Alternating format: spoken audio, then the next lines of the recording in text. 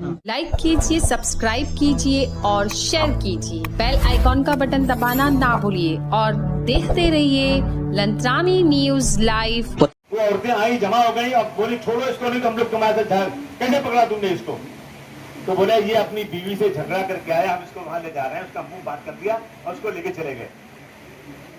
शाम तक वो आया नहीं, चारों तरफ हंगामा। हकीम तारिक को कौन ले गया, कौन ले गया, किधर गया हकीम तारिक।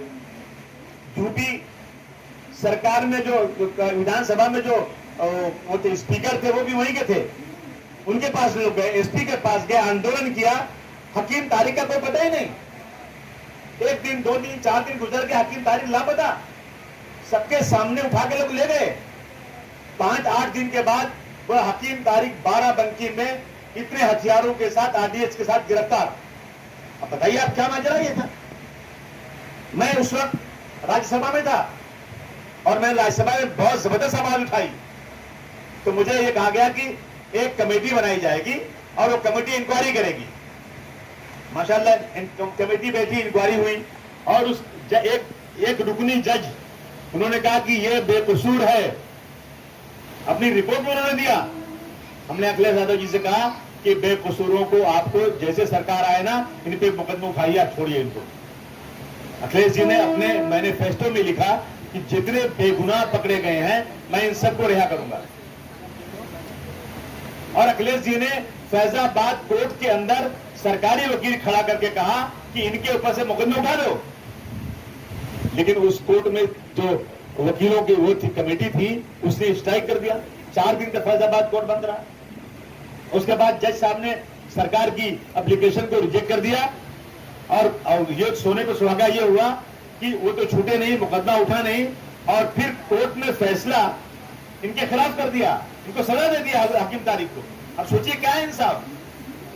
दुनिया देख रही है कि सामने सामने ये आदमी गया, गवाह पड़े हैं, लेकिन कोई सुनने वाला नहीं और वो जेल में पड़ा हुआ है। अब अगली अदालत में कब मुकदमा जाएगा, क्या होगा। 2002-2003 का मामला है, आज 15 साल 18 साल हो गए, पड़ा है जेल में, कोई पूछने वाला नहीं है। ये हालात आज मुल्क के अंदर।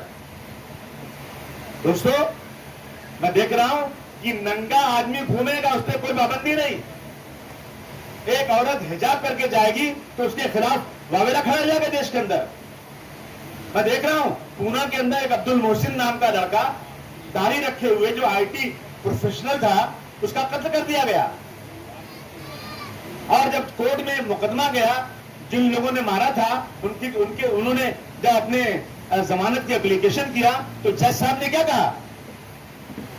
कहा कि अब्दुल मोहसिन की गलती थी कि यह मुसलमान था, इसकी शक्ल मुसलमानों वाली थी, और मारने वाला जो कातिल है वो कोई आदि मुजरिम नहीं है। पहली बार जज्बात में उसने मार दिया, इसलिए इसको जमानत दे दी जाए। ये होगा मुल्क के अंदर और हम सब चुपचाप बैठे रहेंगे। मैं समझता हूं कि डेमोक्रेसी का कत्ल हो रहा है, संविधान की धज्जियां उड़ रही है और हम बैठ के तमाशा देख रहे हैं। कहते हैं कि दुनिया में बुराई इसलिए ज्यादा नहीं है कि बुरे लोग बहुत ज्यादा हैं, बुराई इसलिए ज्यादा है कि शरीफ लोग खामोश हैं। इन शरीफ लोगों की आवाज खुलना चाहिए। चाय वाला, रिक्शा वाला, भाजी वाला, सड़क छाप वाला क्या क्या बन गया, और पढ़े लिखे लोग किसी की फिक्र में नहीं, माफ करना, उनको चिंता सिर्फ है अपने बाल बच्चों की। हमारा बेटा बहुत शरीफ है, ये किसी के लेने देने में नहीं रहता, ये सुबह जाता है शाम को घर आता है और अपने माँ बाप बाल बच्चों को ख्याल करता है। अभी मैं कहता हूँ सब तुम्हारा बेटा सबसे खराब है जो सिर्फ अपने माँ बाप और बेटों के, माँ बाप और बीवियों को देखता है। तुम्हारा बेटा सबसे अच्छा उस वक्त होता जब समाज को लोगों पे देखता, जो इस समाज के लोग आज परेशानी में इस मुल्क के अंदर है। इसलिए काम कर रहा हूं दोस्तों। और मेरी तमन्ना है, जब मैंने पार्टी शुरू की थी तो 23 नगर सेवक थे हमारे, 23। अब हम क्या करें, लोगों को जलन है।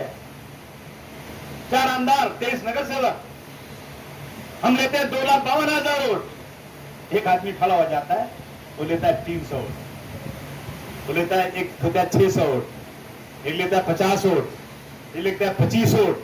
और याद रखिए, शाम को बीजेपी और शिवसेना के दफ्तर में जाकर देखना, मेरे लोग जो दिन भर मुसलमानों के जुल्म के बारे में रोते हैं,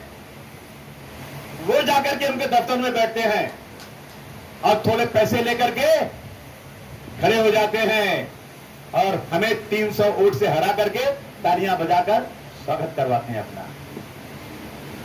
क्या करें फिर, कैसे लड़े? याद रखिए, जमहूरियत में सर गिना जाता है। अगर लोगों की जरूरत नहीं होती है ना तो हम लोगों के आगे हाथ नहीं फैलाते, हम खुद लड़ लेते हैं। लेकिन इसमें लोगों की जरूरत पड़ती है।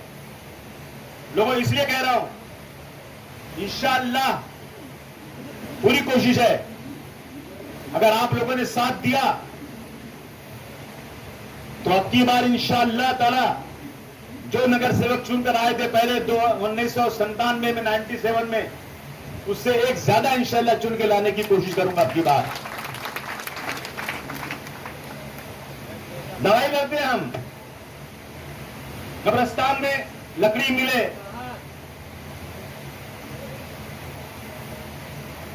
और उसके बाद बकरीद में बकरों पर टैक्स ना लगे, पैसा ना लगे, ये कौन लड़ाई लड़ रहा है? बताइए हमको एक आदमी, कोई नहीं है। सब के सब अपनी पार्टी के तलवे चाट रहे हैं, माफ करना, बोलने की हिम्मत नहीं है इनके पास। आज हालत ये हो गई है कि मुसलमानों के बारे में बात करें तो मुश्किल, न करें तो मुश्किल। अगर एक बात कर दिया खड़े होकर मुसलमानों के बारे में जोर से, तो मेजॉरिटी के लोग पोलराइज कर देते हैं, इकट्ठा हो जाते हैं। अखिलेश यादव ने यही तो बोला था कि मोहम्मद अली जिन्ना साहब और फला फला फला लोग जो है एक साथ यूरोप से पढ़कर आए और इन्होंने आजादी की जंग शुरू की। क्या गलत बात थी? अरे आजादी के पहले तो सब एक ही थे, लड़ाई हो रही थी, सब भारत की आजादी में अपना योगदान दे रहे थे। लेकिन उस एक लफ्ज को किस तरह से इन लोगों ने पोलराइज करने में काम किया। अब यह हालत हो गई है कि जो सेकुलर लोग हैं वो लोग भी आज मुसलमानों के किसी मसले पर माइक पर खड़े होकर बोलने को तैयार नहीं है कि मेरी बात को कहीं न कहीं काट पीट करके ऐसा कर दिया जाएगा कि जो मेजॉरिटी के लोग हैं इसी बात को सुनकर इकट्ठा हो जाएंगे और हम लोग देखते रह जाएंगे। ये हालत हो गई, हमारे वोटों की हैसियत नहीं रही, हम लोग अलग अलग खानों में बढ़ गए। हर आदमी जो है ना, अब आजकल चल रहा है कि भाई हम चलो कमेटी बनाते हैं। एक आदमी ने कमेटी मुंबई में बनाया, दिल्ली में 3 मीटिंग हो गई, जयपुर में 1 मीटिंग हो गई और मीटिंग होती जा रही है। मैं कहता हूं कि अगर ये होगा ना तो खुदा की कसम कोई कमेटी कामयाब नहीं होगी। कम से कम कुर्बानी का जज्बा रखो, सब मिल जाओ एक साथ। जब हिंदुस्तान की पार्लियामेंट में 543 लोग खड़े होते हैं पूरे देश के अलग अलग हिस्सों से आकर के और बहस होती है हर मुद्दे के ऊपर और मेजॉरिटी जो फैसला करती है वो कानून बन जाता है। हम क्यों नहीं जमा होते? हम क्यों नहीं जमा हो जाते? हम जमा हो जाएं। हम कोई ऐसी बात नहीं कर रहे हैं, हम तो संविधान के मुताबिक बात कर रहे हैं। अब देखिए लखनऊ में यूसुफ भाई ने लूलू एक वो खोला, मॉल खोला, अपने पैसे से खोला, किसी सरकार के पैसे से नहीं खोला भाई। जमीन खुद खरीदा, खुद बनाया लूलू, और उसमें अगर नमाज हो गई तो कलेजा क्यों पड़ता है आपका? मुंबई एयरपोर्ट पे नमाज की जगह है, आप बना दीजिए ना मंदिर अंदर, कौन मना करता है? मेरी जगह है, मुझे पूरी इजाजत है, मैं अपनी जगह में नमाज पढ़ने दूं या न पढ़ने दूं। और हमारी मजबूरी है कि नमाज का वक्त मुतय्यन होता है, नमाज वक्त पर नहीं पढ़ें तो नमाज कज़ा हो जाती है, नमाज का मकसद खत्म हो जाता है। और एक मुसलमान नमाज नहीं पढ़े तो कहते हैं वो मुसलमान नहीं है। तो हम मुसलमान नहीं रहे क्या?